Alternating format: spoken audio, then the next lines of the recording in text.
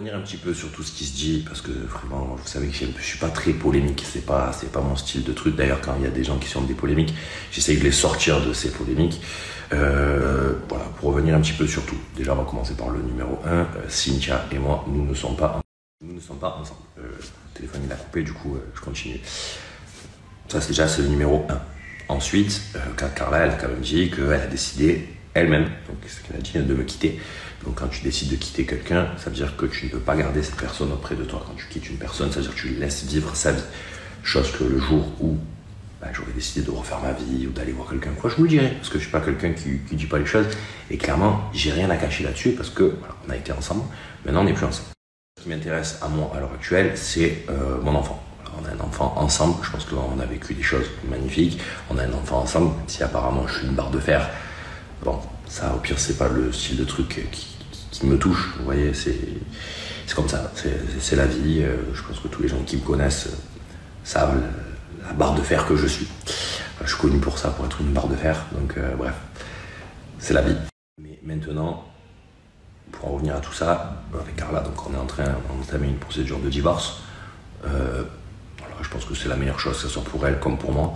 Je pense sincèrement aussi qu'on a un enfant, que cet enfant n'a pas à voir ce genre de choses sur les réseaux sociaux, que ça vienne des gens, que ce soit des blogueurs, décider ça, c'est leur métier au pire, même si je trouve ça dommage de diffuser ce genre de choses, mais c'est des gens qui travaillent là-dessus, et ça a toujours été comme ça, et ça changera pas, je suis personne pour faire changer les choses. Maintenant que ça vienne d'elle de prendre la parole comme ça sur les réseaux, en disant ci, en disant ça, en disant ci, en disant ça, apparemment elle est très heureuse, apparemment ça se passe super bien, mais qu'elle continue comme ça. Moi c'est vrai que ça m'inquiète un petit peu de la voir comme ça, parce que je me dis qu'il faut vraiment pas être bien pour faire ce genre de vidéo. Mais bon, après c'est la vie et c'est comme ça. Voilà, si elle a envie d'exprimer pourquoi on n'est plus ensemble, elle le fera. Voilà, je pense que ça fait maintenant quelques temps que je vis quand même des moments assez compliqués dans notre couple. Voilà, c'est des trucs qui nous sont personnels. Je vais pas balayer demain une relation de 7 ans comme ça, parce que c'est pas mon style. Je pense qu'on a vécu des choses exceptionnelles, extraordinaires. On a une petite fille vraiment merveilleuse, pour ça je la remercierai jamais autant. Maintenant, je pense sincèrement qu'il faut faire attention à elle, aux deux même, que ce soit à Carla et à la petite, parce que elles en ont besoin. Je sais que Carla, voilà, les réseaux sociaux, c'est quelque chose qui pour elle est incroyable, c'est quelque chose qui c'est sa vie de tous les jours. Et du coup, voilà, c'est pour ça que donnez-lui du soutien, continuez à la soutenir comme ça, parce que je sais qu'elle en a besoin et que c'est vraiment ce qui l'a fait avancer dans la vie. Mais voilà, après de parler du père de sa fille et tout comme ça et tout, je pense pas que ça soit la meilleure des choses.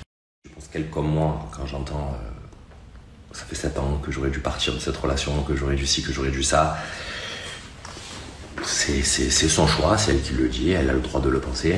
Bon voilà, tout maintenant, il y a pratiquement 2 ans que je vis des moments très très très compliqués. Je pense que pour ma famille, j'ai tout montré que ce que j'étais capable de faire ou de ne pas faire. Ça nous regarde, je pense qu'elle le sait. Maintenant, si elle a envie de montrer autre chose, elle montre autre chose. C'est son libre choix. La chose, quand j'entends aussi qu'une personne face à elle n'aide pas à être discret, je pense qu'elle est mal placée pour parler de ça à ce moment-là, parce que je pense qu'avoir été quelqu'un de très très très discret pour son bien à elle personnel, c'était pour le bien de ma fille aussi, ce que je fais. Donc, pas super bien placé pour dire ce genre de choses. Maintenant, moi, je ne cracherai pas sur elle, parce que j'ai pas envie de rentrer là-dedans dans ce genre de polémique.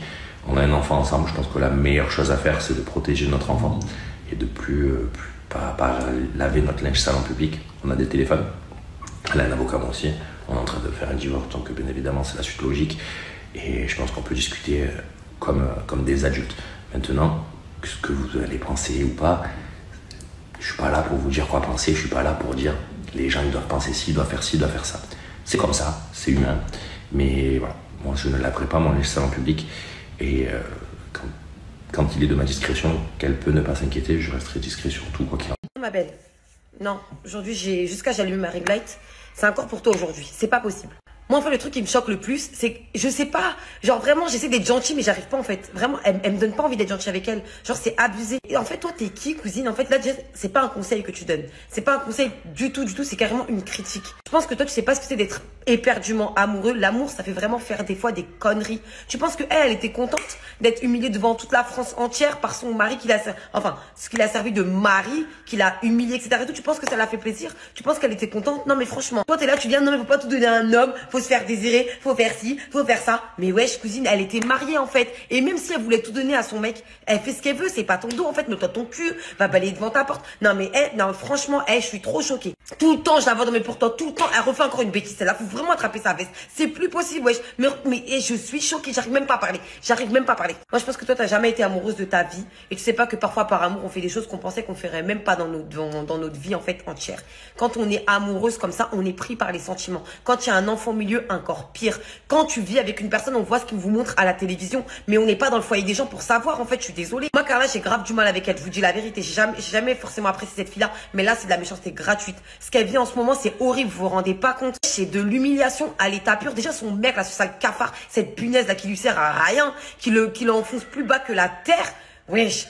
Mais cousine, girl power, en faire autant lui dire, ouais, écoute, ma belle, t'as été aveuglée, mais Dieu merci, aujourd'hui, t'as ouvert les yeux, tu t'es relevée. Wesh, c'est quoi ton problème? Non, mais elle, c'est trop, ah, papa, non. Toi, ma belle, là, franchement, là, comment t'es mauvaise, là? Non. Toi, c'est moi, là, tu vas finir comme Alice, tu vas voir. J'ai pu discuter un peu avec Cynthia. Ça ne vous échappera pas que j'ai supprimé les 2 stories précédentes. Maintenant, juste stop.